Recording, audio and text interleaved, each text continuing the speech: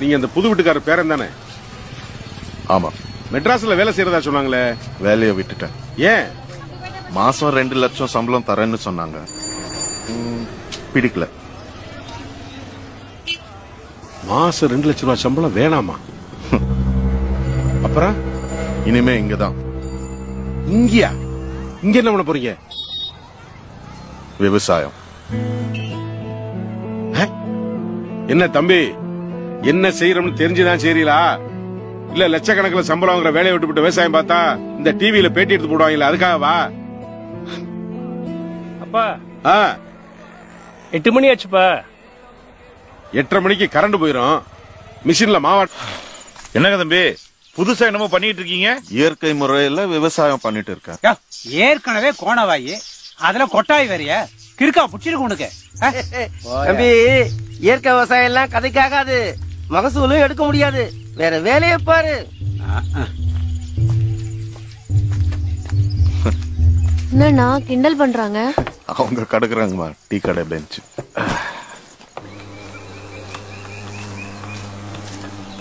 ஏந்திரிங்க தம்பி. தம்பி இருப்பா அங்கே இருப்பா. மருந்து அடிக்கிறான், அந்த பக்கம் வராதீங்க. தெளிக்கும் போதே முகத்தை மூடிக்கிறீங்க. அப்போ இதே சாப்பிடும் போது என்னப்பா பண்றது? லாபம் பார்க்க வேணாமா? போக போக புரியும்.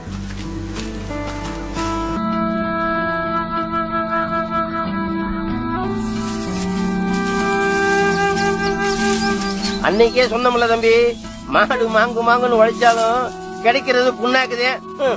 வந்துட்டான் விவசாயம் பார்க்க. தம்பி, எங்க தாத்தா காலத்துல தண்ணியே வானம் கொடுத்துச்சு. எங்க அப்பன் காலத்துல பூமி கொடுத்துச்சு. என் காலத்துல பைப்பு கொடுத்துச்சு. என் புள்ள காலத்துல பாட்டில்ல கொடுக்குது. என் பேரங்காலத்துல எதுல கொடுக்குமோ தெரியலையே. இந்த தண்ணி பிரச்சனையில விவசாயம் பண்ணி ஜெயிக்க முடியாது தம்பி.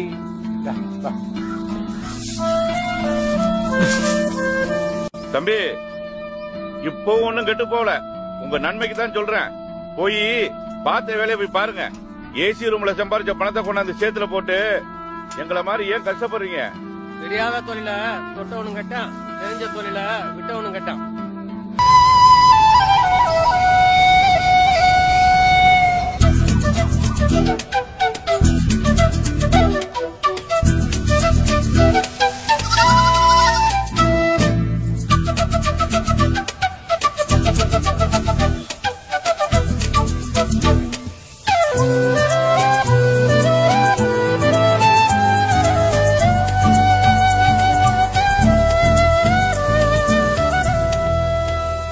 படிச்சவன் தான் நினைச்சத சாதிச்சு விட்டீங்க.